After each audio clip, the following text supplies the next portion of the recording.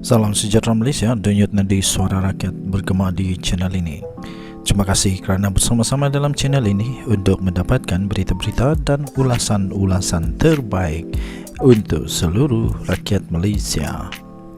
Bagi anda yang pertama kali bersama-sama dalam channel ini, sila tekan butang subscribe, like dan share. Malaysia kita punya, cintai Malaysiaku, kita jaga kita.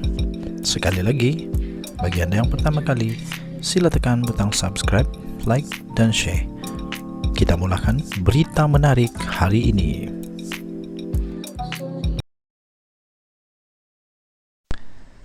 Salam sejahtera Malaysia, denyut nadi suara rakyat bergema di channel ini. Berita terbaru ini pastinya membuatkan ramai orang ternganga. Pastinya akan mengejutkan Datuk Seri Hadi Awang. Pastinya mengejutkan seluruh walaun-walaun yang mengaku kononnya hebat, tapi hanya cakap pandai bercakap, buatnya entah ke mana, hilang ke laut. Berita terbaru diperolehi daripada Harapan Daily. Jawapan balas Anwar buat golongan pro pengganas ternganga 13 Mac 2024. Jawapan balas Datuk Seri Anwar Ibrahim semasa sidang media di Jerman menarik perhatian warganet sehingga dianggap boleh membuatkan golongan pro pengganas Israel ternganga. Perdana Menteri menegaskan wartawan berkenaan sepatutnya tidak melihat sesuatu perkara dari sebelah pihak sahaja kerana peperangan di Palestin turut mengorbankan ribuan nyawa rakyat yang tidak berdosa. Kata beliau dalam kenyataan tersebut, bagaimana dengan keganasan yang dilakukan terhadap mereka, rakyat Palestin, dan tanah milik mereka dirampas begitu sahaja? Adakah kamu tidak peduli mengenai isu ini? Katanya dalam kenyataan media itu. Tambahnya lagi, mengapa perlu berpihak kepada sebelah pihak sahaja apabila kita perlu untuk melihat kepada perspektif kedua pihak? Soalnya. Tambahnya lagi, adakah kerana kamu memilih untuk memihak kepada sesetengah bangsa atau agama sahaja? Bidas Anwar ketika dalam sidang akbar bersama rakan sejawatnya, iaitu Chancellor Olaf Scholz di Chancellery Persekutuan di Berlin. Terdahulu, wartawan itu bertanyakan tentang konflik peperangan Israel dan Palestin, terutama dalam soal pembebasan tebusan Israel oleh kumpulan pejuang Hamas. Mengulas lanjut, Anwar berkata beliau tidak bersetuju untuk keganasan dilakukan terhadap mana-mana pihak. Tambahnya, justru beliau menasihati wartawan tersebut untuk tidak memberi fokus kepada satu pihak saja dengan membelakangkan kezaliman Israel merampas tanah milik Palestin sejak tahun 1948. Katanya, saya tidak menyokong apa-apa jenis kekejaman dan saya tidak setuju sekiranya tebusan terus ditahan lebih lama oleh kedua-dua pihak. Tambahnya, namun jangan membelakangkan sejarah 60 tahun Palestin ditindas ketika Nakba, tegas Perdana Menteri lagi. Pada masa yang sama, Anwar turut mengkritik sikap negara barat yang gagal mengambil tindakan tegas terhadap kekejaman Israel di Gaza yang mengorbankan lebih 30,000 nyawa. Beliau menegaskan dasar dan kekejaman Israel terhadap Palestin selama berdekad-dekad adalah punca utama kepada konflik yang berterusan. Denyut nadi suara rakyat bergema di channel ini. Jangan lupa tekan butang subscribe, like dan share. Malaysia kita punya, cintai Malaysiaku, kita jaga kita. Bye-bye. Salam sejahtera Malaysia, denyut nadi suara rakyat bergema di channel ini. Pertama sekali, saya ingin mengucapkan selamat berpuasa kepada semua rakan-rakan yang beragama Islam di seluruh Malaysia. Selamat berpuasa. Semoga ketika menjalankan ibadah puasa ini, semua dapat keberkatan, dapat hidayah, dapat banyak perkara yang diberkati daripada Tuhan. Semoga pada ibadah, pada ibadah puasa pada tahun ini juga. Anda semua akan mendapat masa yang cukup berharga, cukup berkualiti bersama dengan keluarga. Ambillah masa ini, peluang ini untuk bersama dengan keluarga. Okey, jadi dengan itu tuan-tuan dan puan yang dihormati sekalian, banyak perkara yang berlaku sebelum berpuasa ini. Antara perkara yang berlaku yang menjadi hangat di pasaran ialah tentang adun baru seorang adun daripada Bersatu yang mengisytiharkan sokongannya kepada Perdana Menteri Datuk Seri Anwar Ibrahim dan Menteri Besar, of course Menteri Besar Selangor lah.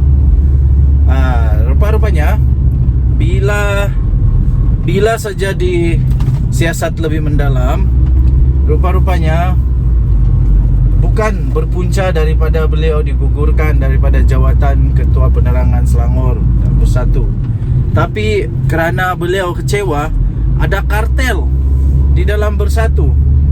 Ada kartel di dalam Bersatu yang didalangi oleh manusia puak, manusia yang diketuai oleh manusia yang baru sehari dua dalam Bersatu. Siapa dia di Selangor? Siapa di Selangor yang baru sehari dua dalam Bersatu pasti terasa pedasnya. Oh, baru sehari dua dalam Bersatu, trip jadi bos sudah. Memanglah orang sakit hati. Jadi ada satu artikel daripada Sahbudin.com yang saya ingin kongsikan kepada anda. Artikel ini baru saja diterbitkan dan memang sangat seronok untuk dibaca dan kongsi. Cakap sajalah terus terang, kumpulan kartel itu ialah Azmin Ali. Azmin Ali kah ketua kartel itu? Kalau mengikut logik, betul jugalah mungkin Azmin Ali, sebab Azmin Ali lah yang baru sehari dua dalam Bersatu. Baru berapa tahun dia dalam Bersatu, masuk Bersatu, jadi tiba-tiba kena bagi pangkat luar biasa besar. Memanglah Raka Rombi semua rasa kecil hati juga, yang sudah sudah bertahun-tahun bersama dengan Bersatu, tak pun dapat hidu jawatan yang disandang oleh Azmin Ali sekarang. Azmin Ali special. Azmin Ali special. Memanglah bikin sakit hati. Jadi sebab itu tajuk dia cakap sajalah terus terang. Kumpulan kartel itu ialah Azmin Ali. Adun Selat Kelang daripada Bersatu, Abdul Rashid Asari tampil mendedahkan sebab mengapa dia tiba-tiba mengambil keputusan menyokong Menteri Besar Selangor iaitu Amiruddin Sari. Jadi katanya tindakannya itu bukan disebabkan kerana kecewa digugurkan sebagai pengerusi Bersatu Selangor. Sebaliknya, Abdul Rashid mendakwa tindakannya itu adalah disebabkan Bersatu Selangor telah dikuasai. Bersatu Selangor telah dikuasai oleh kumpulan kartel yang dipimpin individu baru sehari dua menyertai parti itu. Pastilah terasa siapa yang makan lada. Memang terasa pedas lah. Orang pertama yang terasa makan pedas pastilah Azmin Ali, sebab dia memang betul baru masuk di sana. Kemudian beliau menolak dakwaan. Beliau menolak dakwaan merajuk. Dia pernah dikatakan mungkin kerana merajuk, tapi dia menolak dakwaan itu bahawa dia merajuk. Dia menolak dakwaan itu dia merajuk. Dia tidak merajuk. Dari kerana dilucutkan jawatan, tak pernah dia rasa merajuk. Dia katalah begitu. Sebaliknya merasakan diri dia tidak lagi diperlukan oleh parti selepas 9 tahun bekerja keras menubuhkan Bersatu Selangor. 9 tahun dia bersama dengan Bersatu, tapi tiba-tiba kena potong queue. Memanglah. Bagaimanapun Abdul Rashid tidak menamakan pemimpin yang menguasai kumpulan kartel itu. Kenapa tidak disebut dengan terus terang? Bukankah bila menyebut kumpulan kartel dalam politik di negara ini, ia tidak lain merujuk kepada Azmin Ali yang merupakan pengerusi Bersatu dan ketua pembangkang di Selangor. Sebutlah terang-terang Bersatu ke Selangor kini telah dikuasai oleh Azmin. Kan senang. Bersatu Selangor sekarang dikuasai oleh Azmin kah? Waduh, memang pelik. Orang yang baru masuk Tiba-tiba jadi bos besar. Selaku Ketua Bersatu Selangor sebelum ini, Abdul Rashid seterusnya mendakwa beliau dipertanggungjawabkan mengenal pasti calon parti untuk bertanding pada PRN tahun lalu. Sebelum PRN tahun lalu, Presiden Bersatu Muhyiddin Yassin meminta saya memberikan nama calon untuk bertanding mewakili parti kepada jawatan kuasa pemilihan, dia kata. Tetapi lebih separuh nama ketua bahagian yang saya cadangkan itu dihumban keluar kerana ada kartel mau membawa orang masing-masing sebagai calon bersatu. Orang-orang yang menggantikan itu pula adalah calon bidar terjun yang baru sehari dua sertaikan parti, katanya. Tetapi pada PRN hanya menang majoriti berpuluh-puluh sahaja.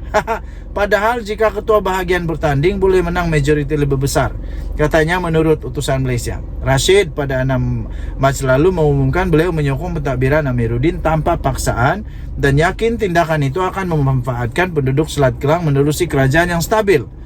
Katanya keputusan itu dibuat dengan rela hati, tanpa sebarang paksaan.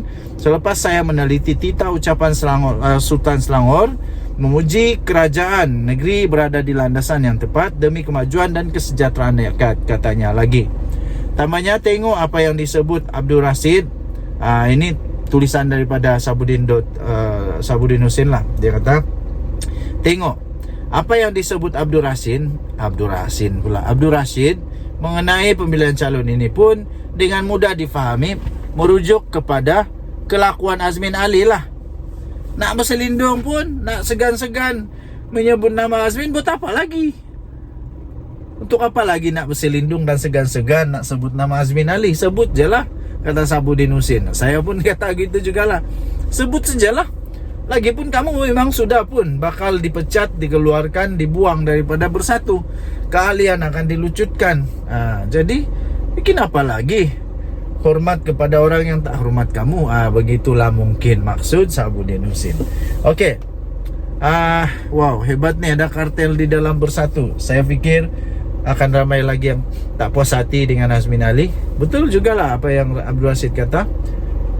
Dia sudah berjuang lama mati-matian bersama dengan Bersatu. Tiba-tiba ada orang yang belum pun akil balik di dalam Bersatu, tiba-tiba jadi bos-bos. Semua dia yang conquer, begitulah.